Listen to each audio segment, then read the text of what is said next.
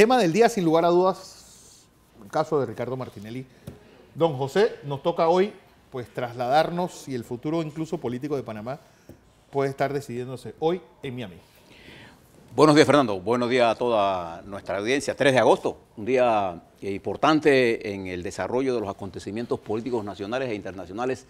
Sin duda alguna, lo que sucede en Miami hoy, en cualquier sentido, ¿no? Va a formar parte de un elemento más de la dinámica política panameña que ha tomado un nivel de aceleración extraordinario y que, como le he venido planteando a lo largo de estas semanas, ella va a ir definiendo lo que va a ocurrir en el 18 para las perspectivas del 19. Claro. Quién quede vivo y quién quede muerto en los meses que vienen.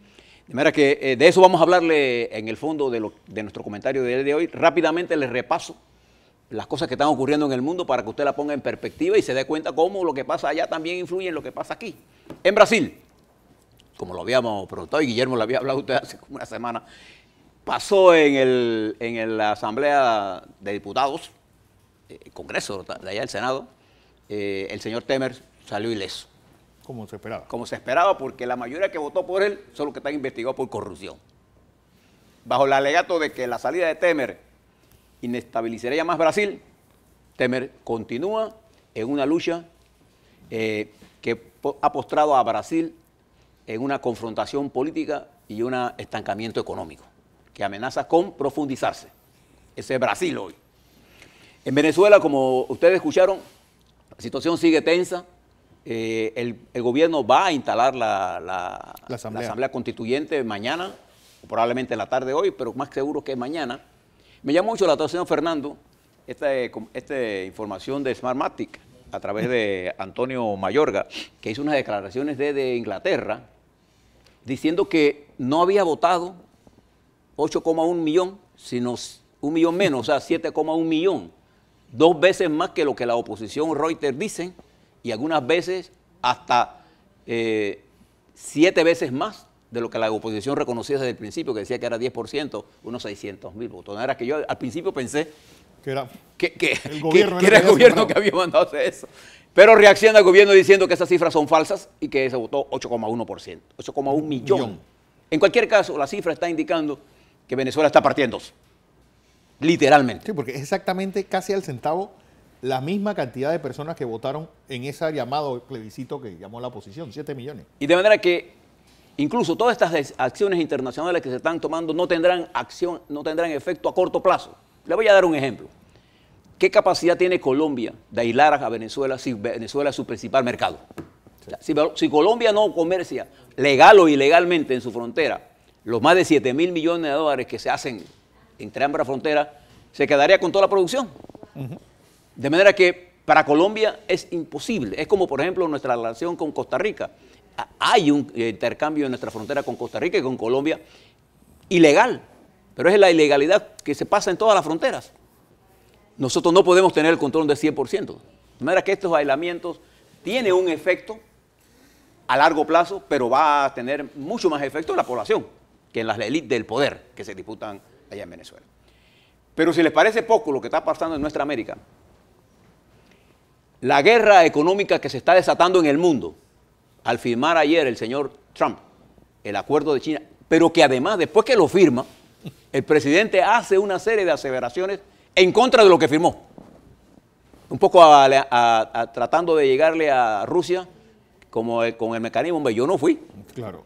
Y este fin de semana, el señor Tillerson, secretario de Estado de los Estados Unidos, se reunirá con Lavrov, el ministro de Relaciones Exteriores de la Unión Soviética, de Rusia, allá en Filipinas. Todavía no existe. Ya la Unión Soviética desapareció. De manera que el mundo podría entrar en una confrontación, incluso ahora China y la República por China y Rusia parecen hermanas gemelas, hacen prácticas juntos. Viene una nueva era en la lucha comercial. Y esto le trae a ustedes, por ejemplo, que Panamá está tomando medidas de retorsión contra Colombia. Y esto podría tener otro efecto, porque Colombia se ha burlado de nosotros. ¿Te acuerdas cuando pusieron los aranceles? Lo quitaron, pero después pusieron 2 decretos en la que las medidas aduaneras eran tan difíciles que nadie puede entrar. Entonces se están burlando del principio del libre comercio. Y Panamá, con razón, ha puesto medidas de retorsión que debe haber un resuelto ahora en septiembre. Entonces, toda esta guerra económica nueva que ha planteado en el mundo, nosotros vamos a ser parte de eso. Pero en el plano nacional, quiero referirme a lo que está pasando en Miami, en la que hay una audiencia que se va a hacer dentro de una hora. Usted va a estar recibiendo toda la información. El resultado de esa audiencia y el nivel de expectativa nacional, hoy sin duda alguna, la noticia de la cual los panameños están pendientes es qué pasa en Miami. Exacto. Únale a esa noticia todo lo que ha venido ocurriendo de Odebrecht y todo lo que ayer dijo Fonseca, la firma Fonseca, ¿así? Son elementos que se unen al torbellino de información que estamos recibiendo y con la capacidad limitada de procesar esa información está creando una percepción ante la opinión pública que va a transformar la dinámica política. No tengan la menor duda de eso. Entonces, esto estaba planteando que todo lo que están yendo porque ahora se da una especie de... Todo el mundo quiere ser candidato. Entonces tiene el derecho. Pero las elecciones no arrancan, todos los procesos electorales no arrancan hoy. Nadie que se postule y tiene ningún sentido jurídico, porque el proceso electoral, el calendario electoral establecido en la nueva legislación, abre el proceso electoral el 15 de mayo del 2018. Nadie puede ir al tribunal electoral hoy, que yo voy a José Blandón, quiero correr para representante de corregimiento y ¿cómo se llama? Independiente y comenzar a llenar. No, porque no hay. Ese proceso no está abierto. Usted puede anunciar que usted tiene la intención, pero incluso usted no puede hacer ni propaganda. Nada. Nada. Ayer hubo un candidato de PRD, Gerardo Solís, que tuvo que bajar toda su propaganda.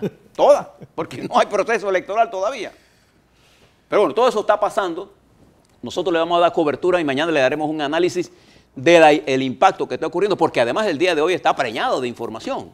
Tendremos, Zoom tratará en la calle a las 5 de la tarde, tendremos la audiencia de control de Alejandro Moncada, en que probablemente tendrá que decidir si se da una medida cautelar de mandarlo a su casa por su estado de salud.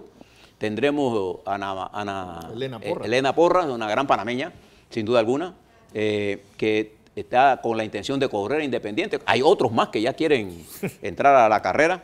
De manera que esto, y que además se produce en medio de esto la renuncia a la presidencia de la Comisión de Credenciales del diputado Rosas. Sí. La primera baja del proceso de Odebrecht. Vendrán decenas más de bajas. Decenas más de bajas en todo este proceso. Y esto me lleva a Fernando a los comentarios que se hacían esta mañana por parte de nuestra audiencia. En lo personal, a mí realmente no me preocupa que usted tenga cualquier opinión sobre mí. Usted tiene ese derecho. Tengo la suficiente humildad en mi vida para escuchar la gente que piensa diferente de mí.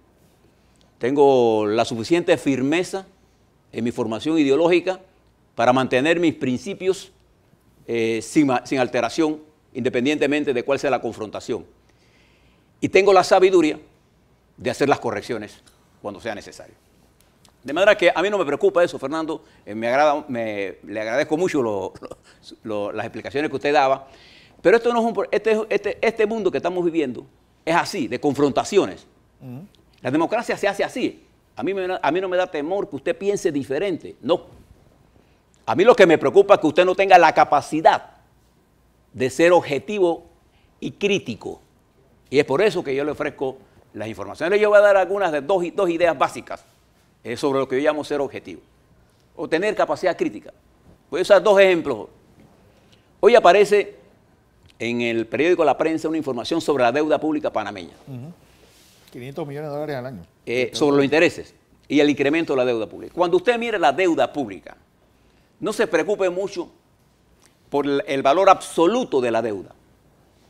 Preocúpese por el valor relativo de la deuda con respecto al Producto Interno Bruto que genera. Esa es la relación que interesa. Le voy a dar un ejemplo. Si Fernando tiene un ingreso de $1 millón y se endeuda por $200,000, la relación de deuda e ingreso de él es de 20%. Pero si yo tengo un ingreso de $100,000 y me endeudo por $50,000, La relación mía es de 50%. Pero la deuda relativa de Fernando es 4 veces más que la mía. Pero él tiene una mayor liquidez que yo. O sea, el tamaño de la deuda tiene importancia con respecto a la liquidez que la sustente. Entonces, la relación deuda-PIB de Panamá está bien. Menos del 40%. Está en 38 a 39% y va a bajar a lo largo de los próximos quinquenios con el desarrollo del incremento del Producto Interno Bruto, que va a llegar hasta 27%. ¿Usted sabe cuál es esa relación en España, por ejemplo? El 100%.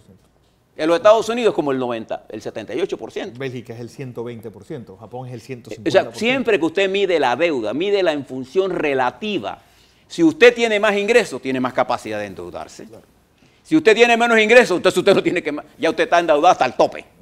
¿Qué es el problema de los panameños? Nosotros nos gastamos más de que nos ingresa. Y las tarjetas de crédito son un mecanismo para sobreendeudarse. De manera que le digo esto a los periodistas, porque es importante cuando usted vea esto, mirar la acción relativa. Nos endeudamos con respecto a cuánto de nuestro Producto Interno Bruto como nación o nos endeudamos cuánto con respecto a mis ingresos. Ahí es donde usted ve entonces el problema en su real magnitud. Ese es un ejemplo. El siguiente ejemplo es el caso de Odebrecht. Todo el mundo habla de que el acuerdo es bueno o es malo. Claro, todo acuerdo tiene cosas buenas y tiene cosas malas. El problema es el siguiente. ¿Podríamos tener acceso a toda la información para saber la verdad sin acuerdo? La respuesta es no. Entonces usted tiene que hacer una concesión estratégica para resolver un problema central, que es conocer, no por morbo, sino por principio importante para contrarrestar el desarrollo de la corrupción galopante en el mundo y en particular en Panamá. Ese es el problema central. Entonces, yo ayer le hablaba, por ejemplo, del acuerdo que se firmó entre República Dominicana y Odebrecht. Y ustedes recordarán aquí, todos los que hoy hablaban sobre este caso era ¿por qué República Dominicana ya tiene un acuerdo? Y nosotros no. Este acuerdo yo lo tengo desde aquí, y aquí lo tengo. Lo tengo desde mayo, se firmó en abril. Esto está público. En este acuerdo se establece con claridad el plan de pago. ¿Se acuerda la deuda de República Dominicana? Y fíjense lo que dice este acuerdo en su página 29.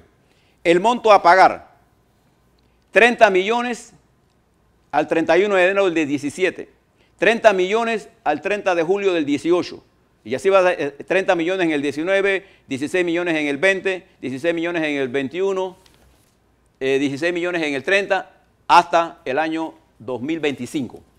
Esa es República Dominicana, cómo se va a pagar la deuda. En Brasil, esta y las otras compañías que van a pagarla en 23 años. ¿Por qué?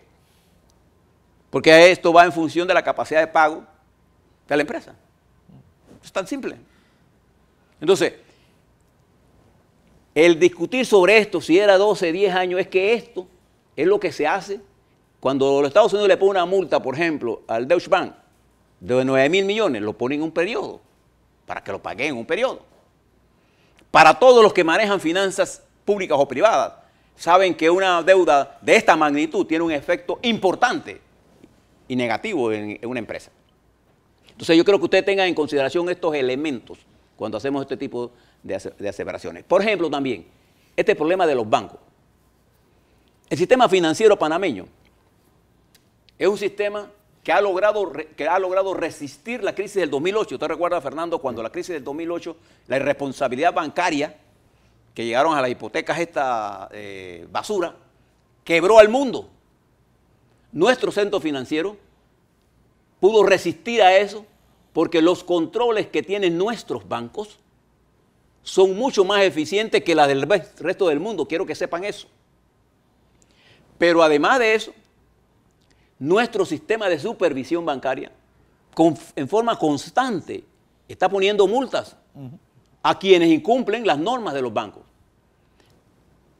La procuradora ayer hizo una intervención sobre esto. Por eso, cuando vimos el caso de la Caja de Ahorro, ¿por qué nosotros fuimos claros al decir que ese era un caso mal manejado por parte de la Procuraduría, porque se estaba afectando una institución financiera que no había cometido ni un error. ¿Dónde escuchó esto de eso con claridad? Aquí. No hay ningún error. Cuando usted ataca un sistema bancario, usted está afectando una economía, en el caso nuestra, que está fundamentada en los servicios. El 89% del Producto Interno Bruto de este país, de los miles de empleos de sus hijos, los míos, los suyos, están en el sector servicio. Entonces, en el sistema bancario hay que actuar con mucha responsabilidad. En el caso de la Caja de Ahorro, el ente regulador, que ayer la Procuradora lo reconoció, ha dicho que no se ha cometido ningún delito. El ente regulador. Y es por eso que yo le llamo la atención a que cuando hablamos del sistema financiero, claro, ¿se cometieron ilícitos en el sistema financiero? Obviamente. Habrá que ver los mecanismos estos, pero no se les ocurra estar pensando en cerrar bancos, porque esa sería una irresponsabilidad, porque estaríamos destruyendo uno de los pilares básicos, no el único, uno de los pilares básicos de nuestro sistema económico. Entonces ahora usted se pregunta, ¿debíamos o no debíamos firmar un acuerdo con Odebrecht? Su pregunta es, pero es que le dimos concesiones. Sí, si no la damos, no tenemos acuerdo. ¿Qué es un acuerdo? A ver, si usted y yo tenemos una disputa y usted tiene un reclamo y yo tengo otro, para poder llegar a un acuerdo usted tiene que ceder algo de mí, yo tengo que ceder a usted. Para usted, usted perdió algo, pero ganó algo. Al final un acuerdo es mejor que un pleito. Pero bueno, ¿para qué nos sirve este acuerdo? Para complementar la información de la investigación completa. Ahora usted tiene el derecho a tener dudas, sí. Es más, uno va a la universidad para tener dudas razonables y si está preparado, usted tiene todo el derecho a tener dudas. Lo que yo le recomiendo es que no deje que la duda lo atrape o la atrape para tener posiciones subjetivas. Porque aquí en esto sí estamos bregando con la realidad material. Cuando hablamos de finanzas y de la estructura económica, tenemos que hablar con pesos y centavos.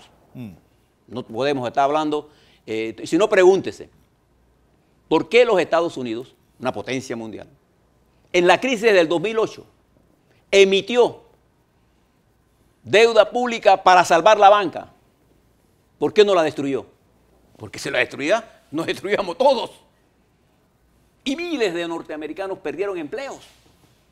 Pero cuando llegó Obama, tuvo que recuperar toda esa economía, que es lo que hoy ustedes ven en los Estados Unidos, porque la justicia tiene que tener como mente el bien común. Por eso nosotros hemos partido del principio siempre que la justicia, tanto que se aplique para el pasado gobierno, para el presente y para el futuro, tiene que estar enmarcado en la ley y en la Constitución.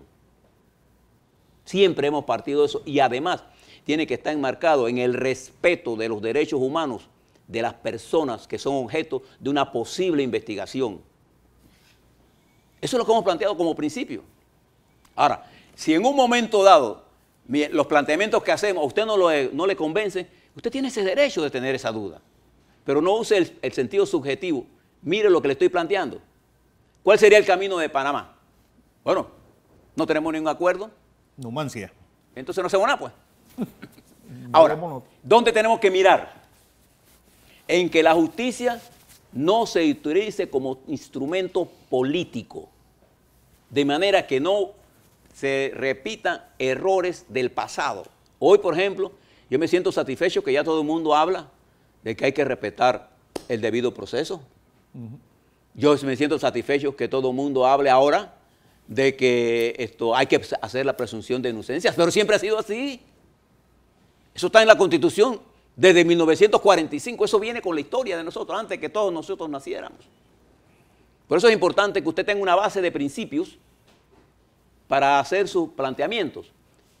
Si a un adversario mío me trata a mí violando mis derechos, yo no puedo tratarlo a él violando yo los derechos porque yo sería peor que él. Yo tengo que aplicarle los derechos. Entonces, estos principios nos llevan a nosotros, por ejemplo, fíjese ayer la denuncia que hace Mossad, porque la primera vez, una de las pocas veces que lo veo frenteando el problema, como decía como dicen nuestros amigos aquí del barrio, frentear. Eso lo aprendí yo con jóvenes. Fíjese la denuncia que él hace, porque a nosotros sí hay un montón de bufetes de abogados. Los bufetes grandes de abogados han venido controlando el país a lo largo de nuestra historia. Una de las pocas veces que los abogados dirigieron el país fue cuando los militares llegaron al poder. Porque nuestra política fue definida por los sectores más progresistas del país y con la burguesía más avanzada. Y caminamos. Pero después volvieron al control y muchos bufetes de abogados aquí son multimillonarios. Y nuestra política con respecto a la transparencia de estas llamadas offshore ha sido determinada por los intereses de los grandes consorcios de abogados. Y afortunadamente estamos en un proceso. ¿Y dónde comenzó este proceso a desmantelarse? Con Martinelli. Y ha seguido con el gobierno. Y tenemos que terminar. No puede ser que quienes generan apenas el 1% del Producto Interno Bruto controlen toda la economía. No puede ser.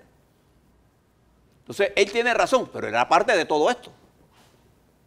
Sin valor agregado de ningún tipo para el país. No, además, vaya a ver cuánto ellos tributan. Vayan a ver. Todas estas offshore, pregúntese, ¿usted tiene offshore? No. ¿Quién tiene offshore de nosotros? A ver. ¿Usted recuerda quién comenzó estas investigaciones? Por parte de Panamá, periódico La Prensa. ¿Usted ha visto cuánto más seguimiento le han dado a ellos a esto? La sacaron, porque cuando se dieron cuenta, quién era lo que hacía, cuál era el tema central de esto, ¿quién financió esta investigación? El AID. ¿De AID a quién responde? A los Estados Unidos. Por eso que yo le digo que en esto hay que actuar, este elemento nuevo de Fonseca, de Mossack, y fíjense, nosotros salimos a defender aquí los derechos de Mossack Fonseca, aquí, a pesar de que ha hablado mal de nosotros. Sí. Entonces, ¿por qué?